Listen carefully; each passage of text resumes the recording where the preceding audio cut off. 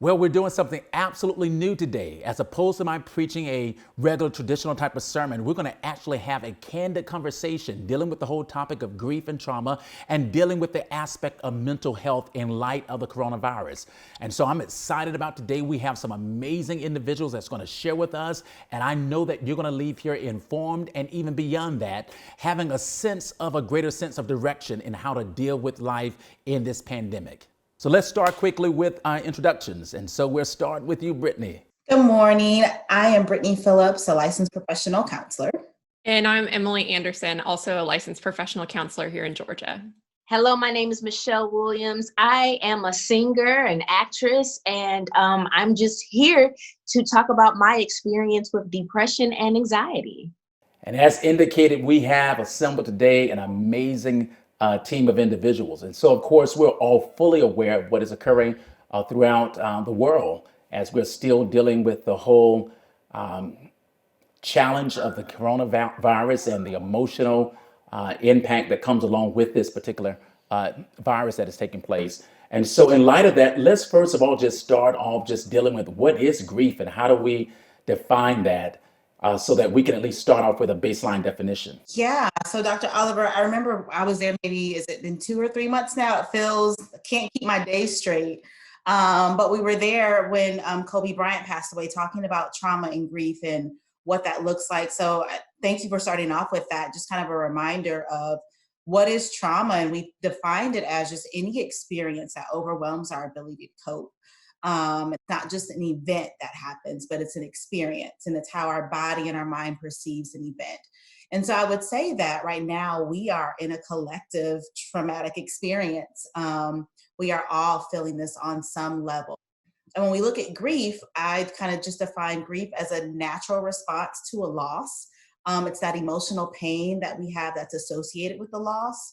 And a lot of times when we think about grief, it's associated with death and losing a person.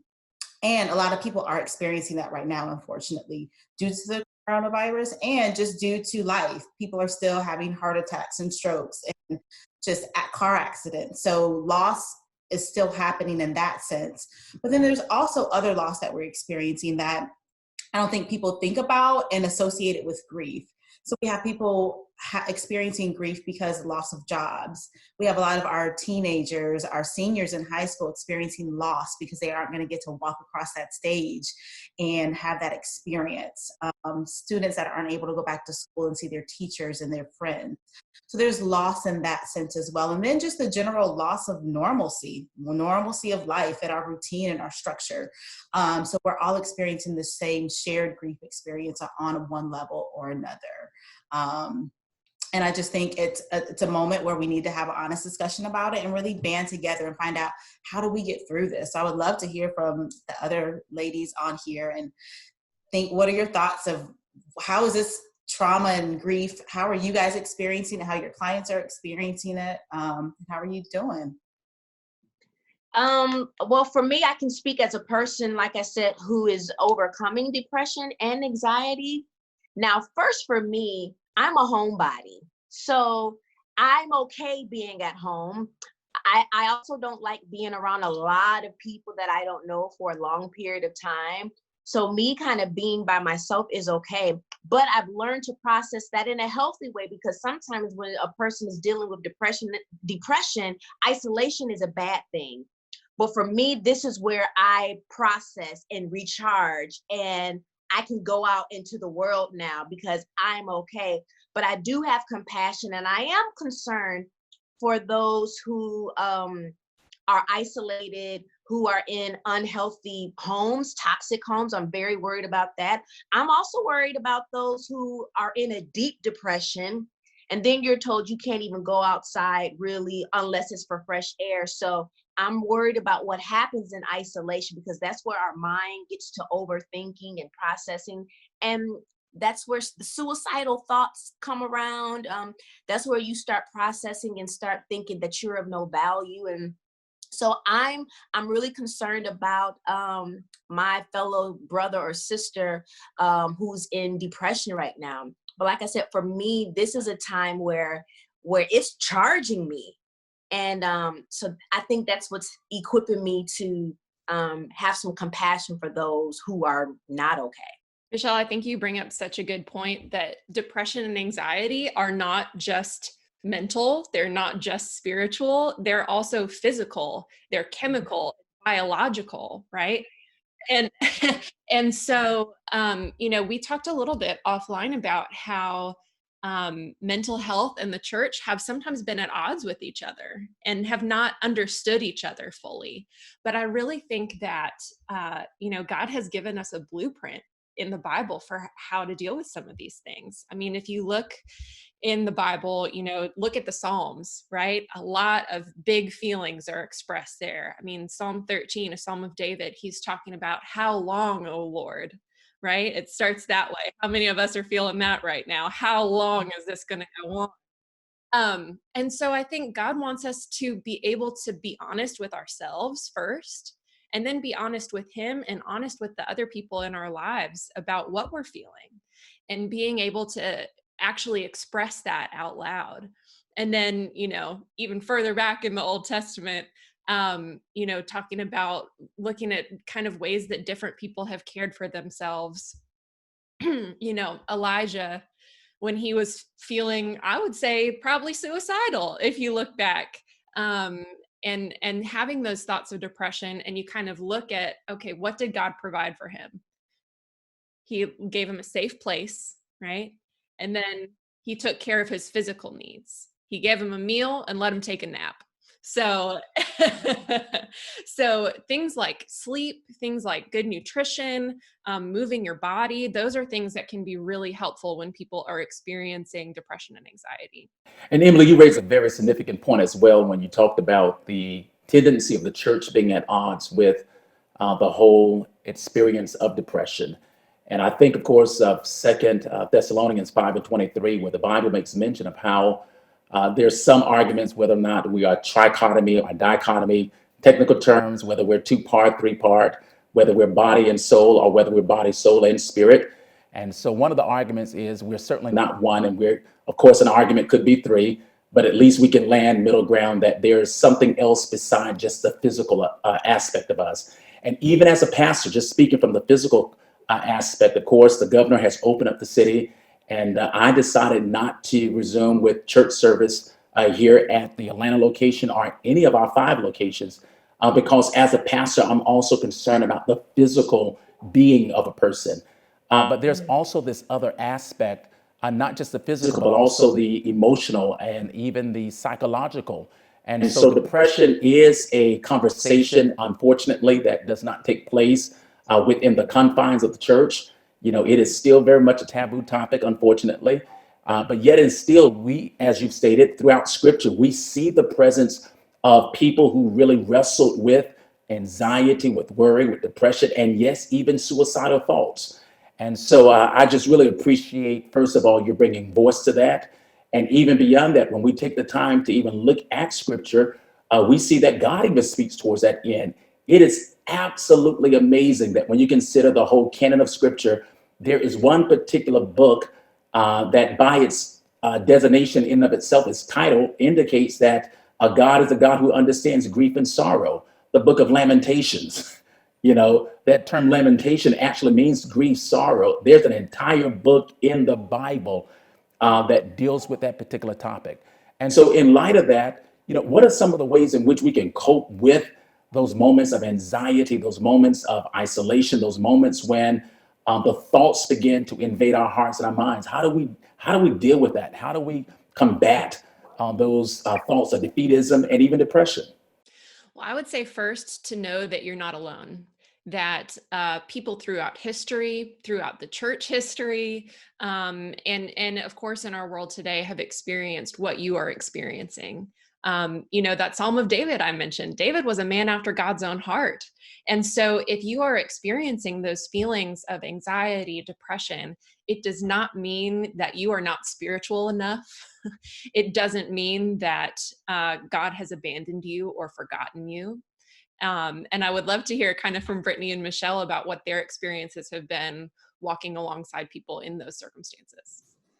Emily, I thought you brought up a good point, because I hear a lot, especially from clients that are Christian, they get messages that I'm experiencing this depression because I'm not praying enough, or my spiritual life isn't up to par or where it needs to be, or maybe I just need to go on a fast or something like that. And things are great to build us. But I also caution to say that I wouldn't say that that's the reason for your depression. I think we talked about earlier how it can just be a chemical imbalance, and maybe you need some medication. Maybe you need to see a psychiatrist to find out and do some testing.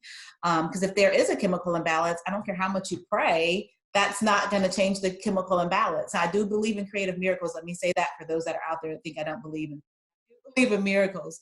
But just like if you got a diagnosis of diabetes, you're not just going to continue to eat pound cake and fried chicken. You're going to have to change your diet along with that prayer. So yeah, those practical steps of, okay, let's reach out and call and get with a therapist and get with a psychiatrist and find out, do a complete assessment of what's really going on with my body, what's really going on in my life, looking at all of my stressors. Sometimes depression could just be situational. And if we remove certain stressors, oh, now we've bounced back. That was just a bad situation or a bad time. But yeah, I'm gonna toss it over to Michelle and see what you have to say. Well, that's so good, Brittany. As you were saying, people are flooding you with messages saying, well, maybe I'm not praying enough. Maybe I didn't fast enough. I hate that when you're feeling sad, one of the first places you go to is, what did I do? You know, God is not punishing you, you know, but at the same time, I do believe that it depends. You know, there can be consequences for actions, and sadness, regret, shame, a little guilt can be one of them. But if it begins to linger too long, I do believe that it turns into something else. But I just want to encourage somebody out there, if you are feeling sad, don't feel like depression is a punishment, because it is not. Like you said, it's chemical, situational. Guess what? It's even seasonal. When the seasons change, when it gets cold outside and gray outside, you can be depressed. But I just want to say that for me, I believe what I've begun to do is just notice that this does not last a long time. This is going to be over soon. And you literally just have to almost cheerlead and pat yourself and say, you're going to make it through this. You're going to make it through this. There are goals that we still have to accomplish this year. I do not believe that all is lost. And people might, if I tell that to people, they're like, girl, you're crazy. Do you know what we're going through? But I'm sorry, I have to speak opposite of what I see and what I feel is going on. Like, no, we're going to make it through this. God, you brought me out before. You're going to bring me out again. Let me ask, when do you know when you really need to seek out for help? What are some of the indicators that this is beyond just a mild, ordinary, seasonal type of experience, but this is something that is a tad bit more acute? What are some of the triggers that indicates that? Sadness that just gets so heavy. Responses. For me, when my responses began to become out of character, you begin, and guess what? Depression, anxiety, or any other mental illness like being bipolar. Now, you have to be diagnosed with that. But when you begin to lose relationships, jobs, and opportunities that you've been praying for simply because of your responses, it's okay to go get some help and see what the root of that is from. Yeah, I would piggyback off of that. And like she said, if it's impairing like your daily functioning, if you're not able to go to work and meet your basic hygiene needs, care for your children, it's impairing those major functions of your life, then that's a huge red flag that, man, this is more than just sadness. This is actually impairing my ability to perform at work, perform at home, be a mom or be a father. I'm having more conflict. Like she said, it's my responses are out of character for what they normally are. And it doesn't just flip flop. Like, it's not like one day you're fine, the next day you're not. It's a slow build. So you might not notice the changes. So you need to check in with the people around you. If your wife or your husband is complaining, if your kids are like, oh God, here comes mom, let me go in the room, I don't want to be around you anymore. That's a sign that, like, okay, well, what am I doing different, or what's going on with me that nobody wants to be around me when I come home? And now I'm kind of stuck in home together. So things are intensified just because we can't get out and we don't have that normal routine like we used to have. So there may be a little bit more conflict in your home just because everybody is on top of each other. Clergy confession. And so it's a safe place. I can somewhat relate to that. The past couple of weeks being at home, at least a month and a half, for the first week or two, I really found myself somewhat on edge. The kids walking heavy. I'm downstairs in the basement trying to work. And the youngest one, Charlie, 6 years old, has the loudest stumps in the room. I'm like, would you please stop? And I think a lot of that was dealing with the pressure and the burdens of pastoring the church, the displacement of the members, and the church being shut down, and all of that stuff was just caving in at one time. And the biggest question was whether or not, this is going to come to an end anytime soon. And if so, how do we emerge from this? And so I say that to say that even pastors and preachers, even people, quote, quote, of the faith and of the cloth, have moments in which we go through anxiety and worry and have those moments of even depression. And so I think it's just something that we as members of the body, we got to be willing to embrace that and be willing to talk about it. Wow. Thank you, Dr. Oliver, for saying that and letting people know that you are a pastor, one of the most revered and respected that we know. And for you to say, this is how I've been feeling, I hope that it opens up the door for other people to say the same thing. And if they need to get a counselor for that does not make them weak, that does not make them still who they are. To me, it makes you more of who you are. And I certainly appreciate that. I keep a CPA, a counselor, and an attorney always on call. And Dr. Oliver, I think that's so important that people of faith are able to hold on to their faith and hold on to their hope, and also hold on to these feelings of uncertainty, right? And I think that's such a sign of mental health when people are able to hold both of those things. I mean, even going back to the Psalm that I mentioned, Psalm 13 starts with David saying, "How long, O Lord?" and being honest about those feelings. And then that final stanza starts with, "And yet I trust in your unfailing love." Yeah. And so being able to acknowledge that these feelings exist, I don't think we do ourselves any favors when we try to push those feelings down or pretend they're not there. But if we just kind of let them ride with us, then our faith and our hope can be in the driver's seat. You're in the driver's seat. And just kind of letting those other feelings hang out and just acknowledging that they're there, I think is a sign that we can be a more integrated person.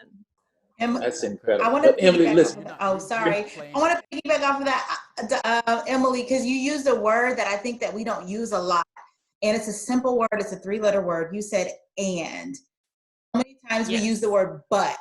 That's another 3-letter word. But if we just kind of flip-flop those words, so many times we'll say, somebody asks you how you're doing, like, "Oh, I'm a little down today, but I'm blessed and highly favored." And so you can just erase the first part of what you said.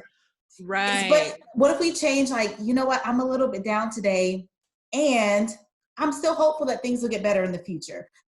Discounting that feeling, we can acknowledge and honor that space, but then also, like you said, have that hope and say, and I just use that word a lot, and I kind of catch myself. Sometimes I'll be talking to Trent and I say, but, and then I'm like, wait, and so I want to acknowledge what he said and how he's feeling, and let me add how that made me feel. So instead of saying, you said this, but let me tell you how I feel.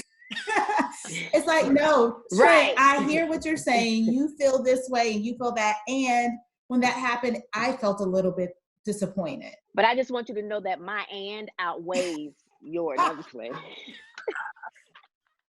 The interesting part is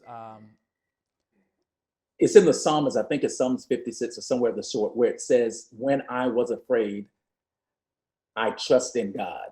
What is interesting about that verse is that on one hand, it's owning the true feelings of being afraid. It's not denying the feelings. It's not dismissing the feelings. It's not just, stuffing the feelings down in the attic or in the basement of one's heart, but it's owning the feeling and saying, hey, I was afraid. Just recently, I had the opportunity to do a devotional with one of the local nursing homes here that is dealing with a lot of its members, of course, dying from the coronavirus, and even a lot of those who work in the nursing home being infected by it.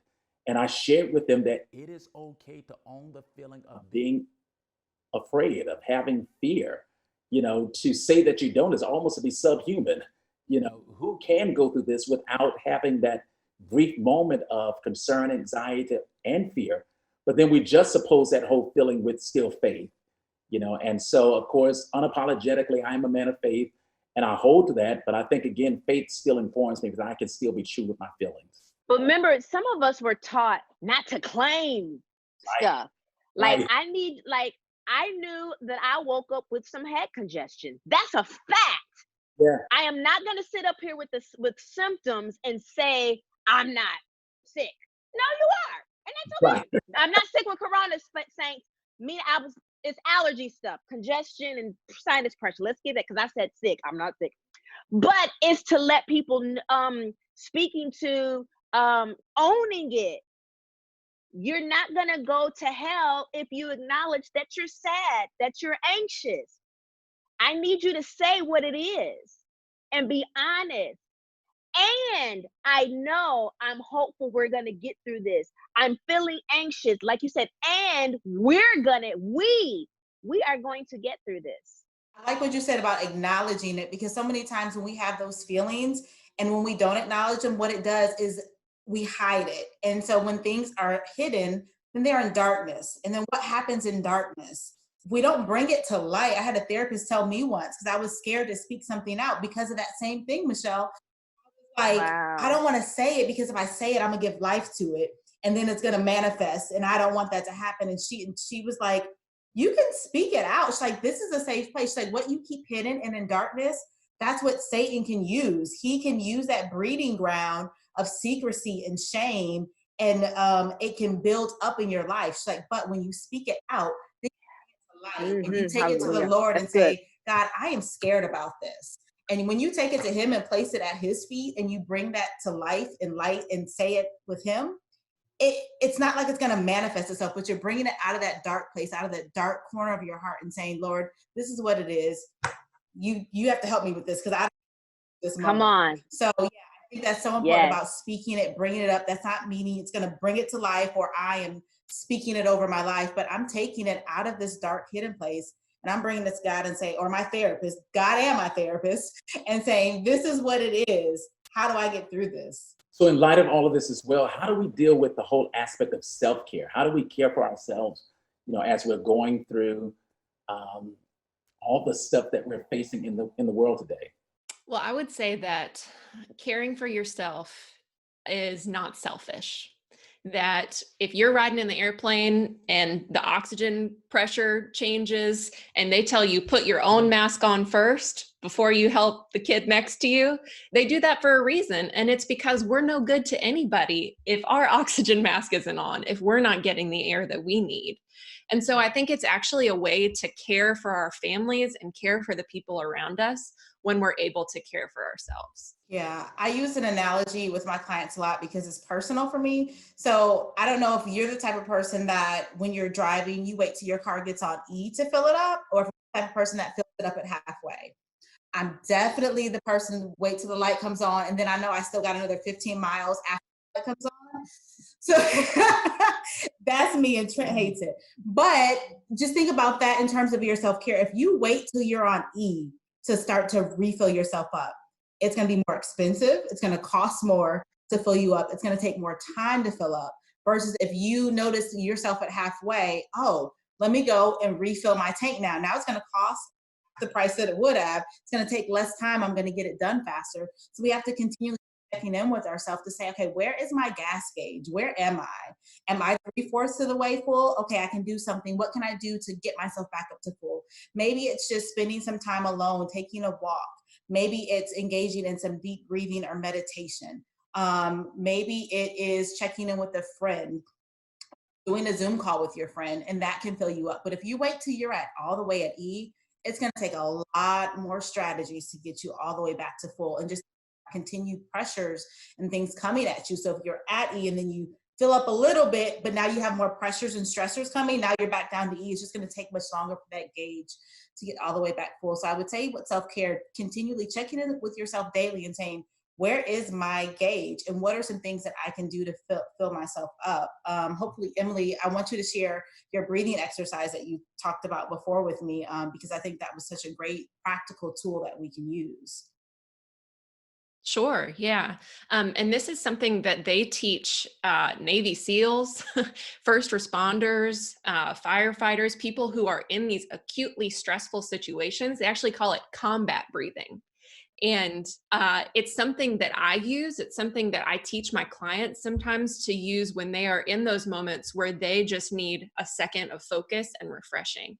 And so if you think about a square, kind of like I'm in now, if you can go up one side and breathe in for 4 seconds, go across, hold for 4 seconds, go down and breathe out for 4 seconds, and then hold for 4 seconds, and then repeat that cycle. So breathe in, hold, out, hold for 4 seconds, and do that square a few times. It's not like this made up thing that some therapist is just telling you. They've done this research about how deep breathing affects our blood vessels and lowers our cortisol levels, that stress hormone in the brain. And so I think you'll find that it's just a mental refresher in that moment. Wow, the church just got some free therapy, some free nuggets. Now, you do have to release your breath. I don't want folks passing out. That's right. Breathe. Release. So if you find yourself getting lightheaded, breathe out. Right. Good tip. So there's some cool practical self-care things, lighting candles, hope this is not too descriptive, but maybe a soothing bath with some lavender salts and things that you can do the breathing. There are some essential oils that are so calming, like lavender and jasmine. Put some eucalyptus in there. Those diffusers that diffuse the oil out, since some of y'all are so deep and just talk about oil, put you some oil in a diffuser and let it go throughout your home. And then I bought some salted caramel ice cream bars. Yes, that's part of my self-care too. Treat yourself. And so I would offer 3 thoughts as well. One is move. Work out, get outside, go and walk. Yes. Oftentimes, when we find ourselves, in that funk of life, we become somewhat stationary. Want to stay home and stay in the bed and pull the shades down and not get up and wash our face and brush our teeth and things of that sort. No. So number 1, time and space to make. What do I mean by make? Be creative. It's a time to write that book, write the poem, do whatever it is that you have been wired to do. It may be that you have never cooked before. Go into the kitchen and pull out ingredients and figure out whether or not they go together. After you would have cooked it, you would discover whether or not, the ingredients go together or not. Make, because again, the mind and not just moving as well as meet somebody, be in getting out of your proverbial cocoon and meet someone. And the amazing thing that has happened now with this whole shelter in place, it has enabled us to meet people that otherwise we probably would not have been very intentional in meeting. I've gone to more concerts around the world since being shelter in place than I've done in my lifetime. Yeah. And had the opportunity parties and things of that sort. I have cousins all around the world, and we was actually able to get together on Sunday evening for several hours, just in meetings. And after I hung up the phone, I was so light. I felt so relieved. I felt so renewed and energized. So move, make, and meet.